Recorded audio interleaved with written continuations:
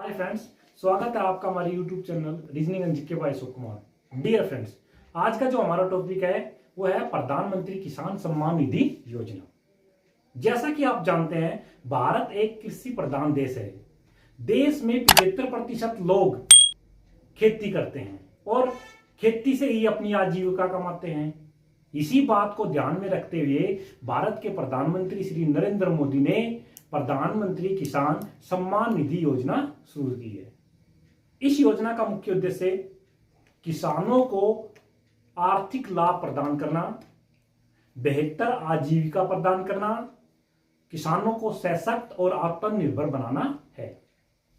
प्रधानमंत्री किसान सम्मान निधि योजना की शुरुआत 1 दिसंबर 2018 को मोदी सरकार द्वारा की गई थी। यानी इसकी जो शुरुआत की गई थी वो की गई थी 1 दिसंबर 2018 को। यह भारत सरकार के कृषि मंत्रालय द्वारा शुरू की गई एक सरकारी योजना है, जिसके तहत लाभार्थी किसान परिवार को प्रति वर्ष 6,000 रुपए की राशि प्रदान की जाती है और यह राशि उनको 3 किस्तों में प्रदान की जाती है। यानी प्रत्येक किस्त जो है वो 2,000 रुपए की होगी, 2,000 रुपए की। और ये किस्त 4-4 महीनों के अंतराल पर उनके अकाउंट में डीबीटी के माध्यम से डाली जाती है। 24 फरवरी 2019 को उत्तर प्रदेश के गोरखपुर जिले से प्रधानमंत्री नरेंद्र मोदी द्वारा देश के 1 करोड़ किसानों को यह 2,000 रुपए की पहली किस्त किसानों के अकाउंट में डाली गई थी। इसका मतलब यह है कि ये योजना जो लॉन्च कब की गई थी? 24 फरवरी 2019 को। यह योजना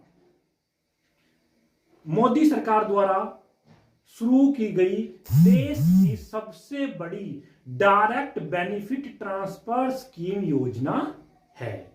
हालांकि इस योजना की घोषणा मंत्री पीयूष गोयल द्वारा भारत के केंद्रीय बजट में 1 फरवरी 2019 को भी की गई थी। प्रधानमंत्री किसान सम्मान निधि योजना सबसे पहले तेलंगाना राज्य द्वारा रायथू बंधु योजना के नाम से लागू की गई थी। यानी तेलंगाना स्टेट जो है उसने रायथू बंधु योजना नाम से एक किसान सम्मान निधि योजना शुरू की गई थी, जिसके तहत किसानों को डायरेक्ट निश्चित राशि प्रदान की जाती थी। यह देश की सबसे बड़ी डायरेक्ट बेनिफिट ट्रांसफर स्कीम है।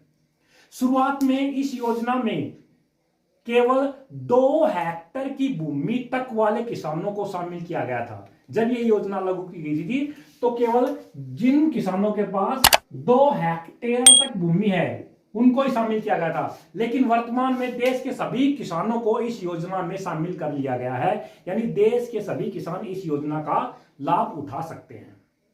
राज्य सरकार और केंद्र शासित प्रशासन द्वारा उन किसान परिवारों की पहचान की जाती है जो इस योजना के तहत पात्र हैं।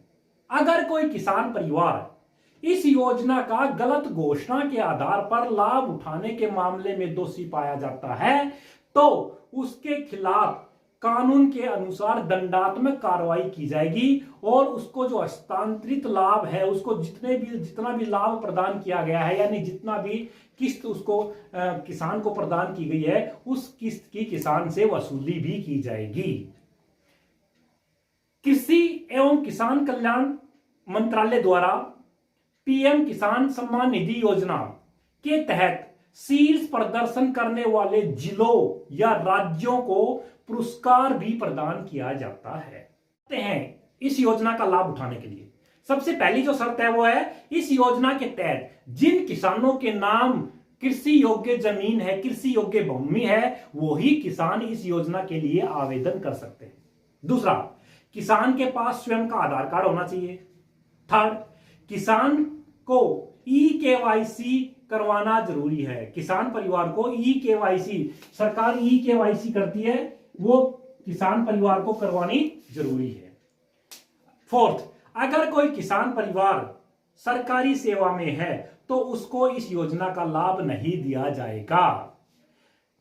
अगर कोई किसान परिवार इनकम टैक्स रिटर्न भरता है, आईटीआर भरता है, तो वो किसान परिवार भी इस योजना का लिए आवेदन नहीं कर सकते। सेवानिवृत्त और पेंशनधारी किसान परिवार भी इस योजना के पात्र नहीं हैं।